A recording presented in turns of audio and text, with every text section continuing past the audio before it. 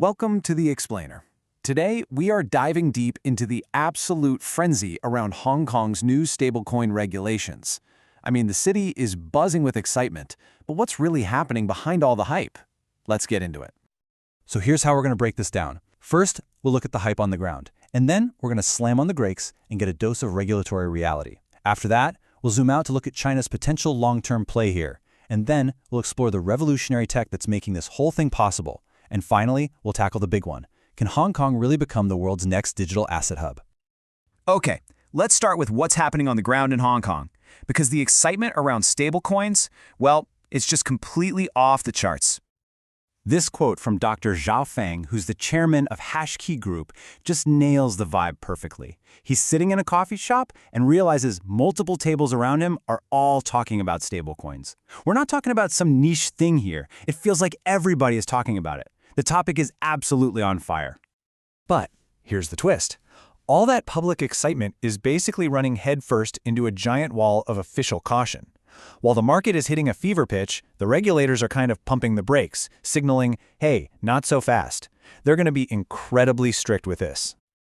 So what's with all the caution from the officials? This creates a huge gap between what the market is hoping for and what regulators are actually planning.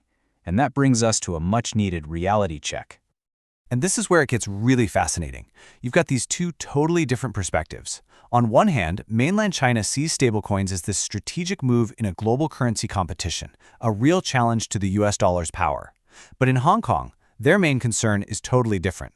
They're focused on anti-money laundering and protecting the city's hard-earned reputation as a safe global financial hub. You know, Dr. Xiao has this great personal story that explains Hong Kong's legal situation perfectly. When he first tried to get a crypto exchange license, the officials basically told him he didn't need one because there wasn't a law against it. That's the first principle. What is not forbidden is permitted. But then, when he asked for some regulatory oversight, they told him they couldn't help.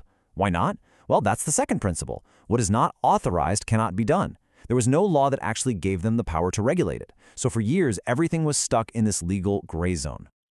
So, what's the bottom line here? It's simple. Getting a stablecoin license in Hong Kong is going to be incredibly difficult.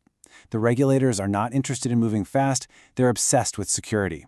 They'll be looking for people with serious experience in financial risk and anti-money laundering, and the enforcement is expected to be, as Dr. Xiao puts it, unexpectedly strict.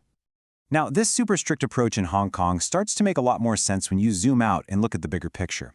Based on some high-level chats, Dr. Xiao has laid out this potential three-step plan for how mainland China might, just might, re-engage with crypto down the road.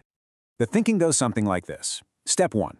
Accept stablecoins. Why? It's a strategic move to compete on the world stage. Step 2. Accept the tokenization of real-world assets, or RWAs, because this actually helps the real economy.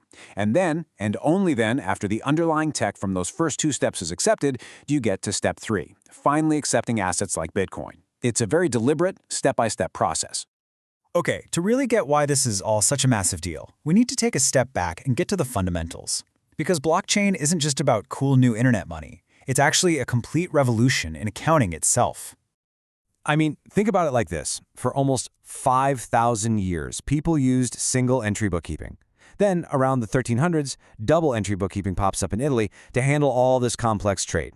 Now, more than 700 years later, we have a global digital world, and that requires the next big leap, the distributed ledger, what we call the blockchain.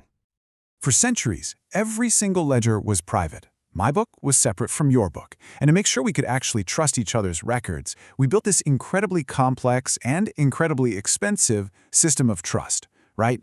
Auditors, lawyers, courts, banks, their entire job was to build trust between all these separate private books.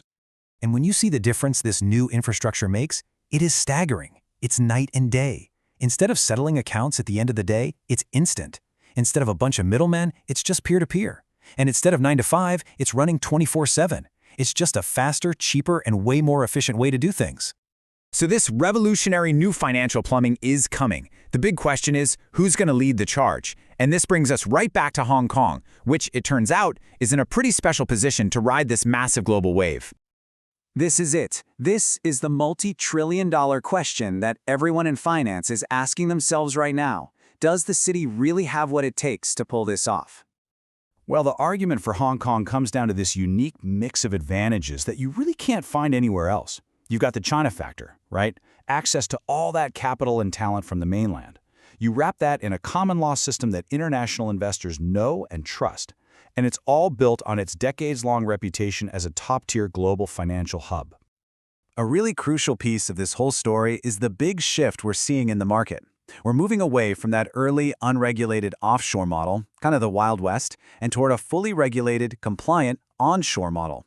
And that's what's needed to bring in the big, institutional money. Dr. Xiao puts it perfectly here. He says the first era of crypto was all about digital native assets. You know, things like Bitcoin.